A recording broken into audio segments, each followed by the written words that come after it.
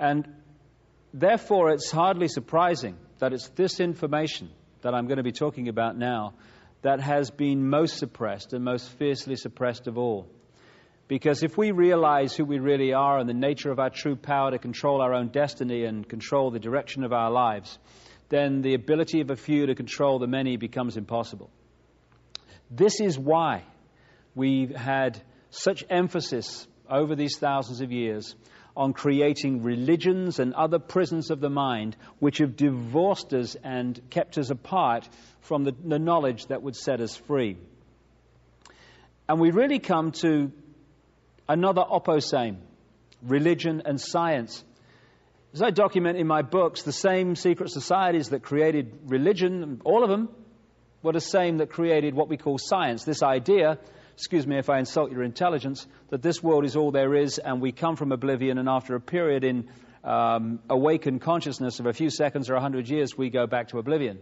Get letters after your name for coming up for that, you know, it's amazing. And a big salary.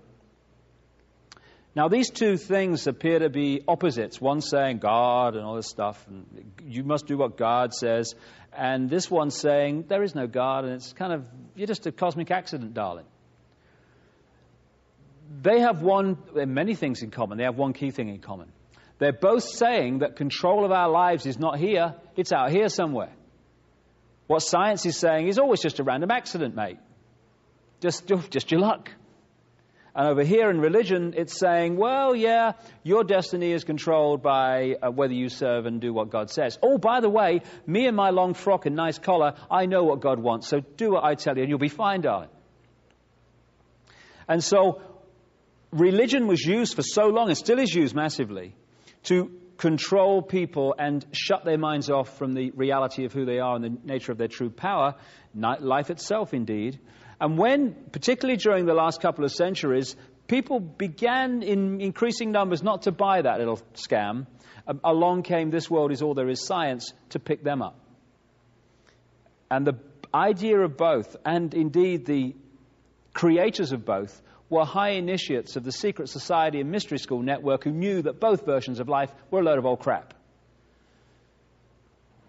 If we don't buy either, we can see what they're trying to keep us from.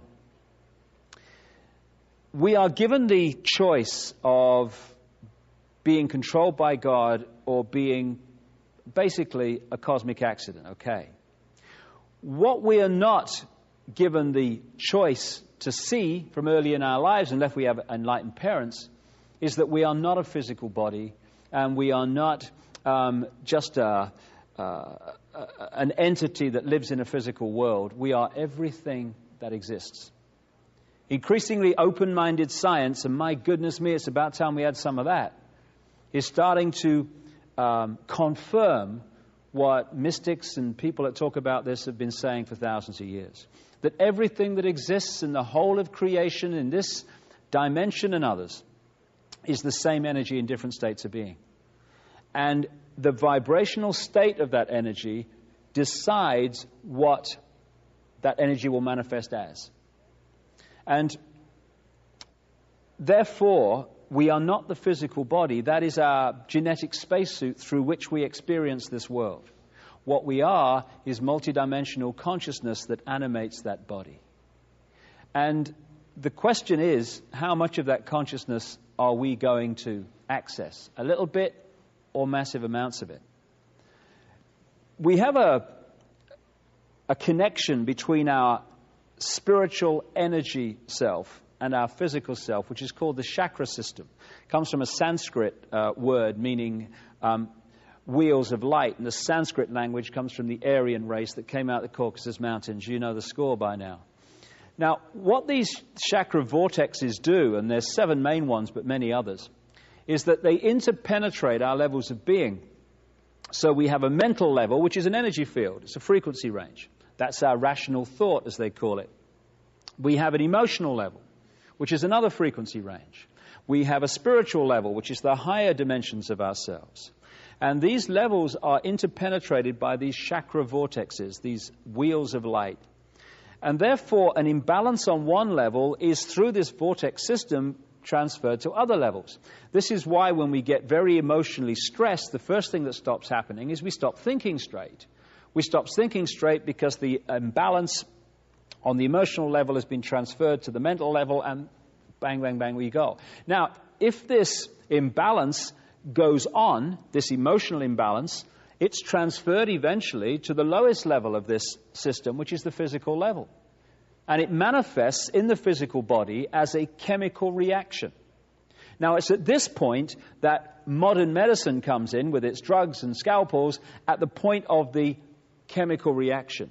Therefore, it is treating the symptom of the energy imbalance, the emotional imbalance, not the cause. And I remember where I lived on the Isle of Wight, a little island off the south coast of England, the doctor's practice there sent out a letter to everybody who was in that practice, the patients and stuff. And it kind of encapsulates the whole thing magnificently. It said, patients are reminded that appointments with the doctor are for 5 minutes only, and this is not a time to discuss your other problems. What has been so massively missed is there are other problems creating the emotional imbalance and distress that are causing the physical illness. So if you look at the human entity as a whole, you're looking at a very different vision of who we are and health and every other aspect of life than if you think that we're just a physical body. And these chakra vortexes are drawing in, particularly what they call the base chakra, vast amounts of energy which we can create with in ways that I'll come to in a second. The more these chakra vortexes are closed down, the less energy they're drawing in, the less energy we have to work with and create with. And so from this high level of knowledge that I've been talking about over thousands of years, at the peak of this brotherhood network, they understand these things. And so much of the manipulation of human emotion and human thinking, human perception and human attitudes has been designed to close these vortexes down so we access a fraction of multidimensional infinity, this infinite mind that we're part of.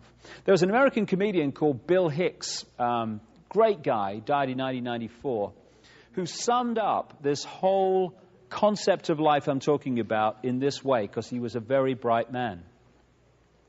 He said, matter is merely energy condensed to a slow vibration. We're all one consciousness experiencing itself subjectively. There's no such thing as death. Life is just a dream, and we are the imagination of ourselves. And that's the key. What we imagine ourselves to be is what we physically create.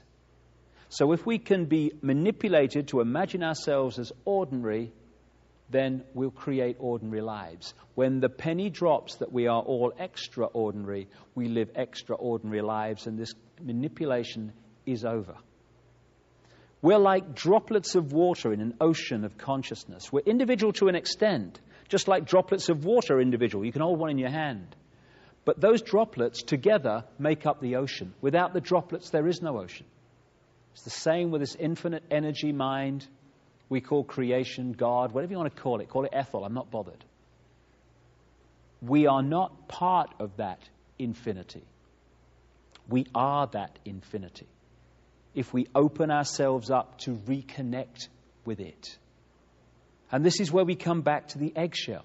Because most people are manipulated through fear and sense of limitation to shut off from that infinity and all its infinite wisdom, love, understanding that is available to be tapped any time, because it's us.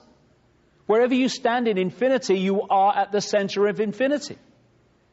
So everything that exists is everything that exists. I am everything that exists. So are you. The more you realize that, the more you open up to the full infinity of who you are. Your life transformed. Your vision of yourself is transformed. Your vision of everything is transformed.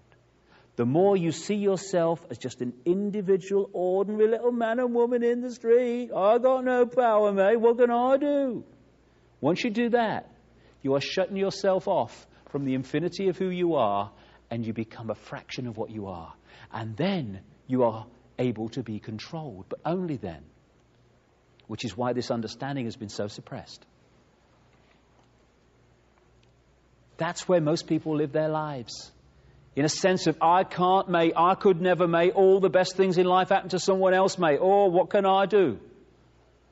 And when we're there, piece of cake, manipulator in one hand while having a cup of tea in another.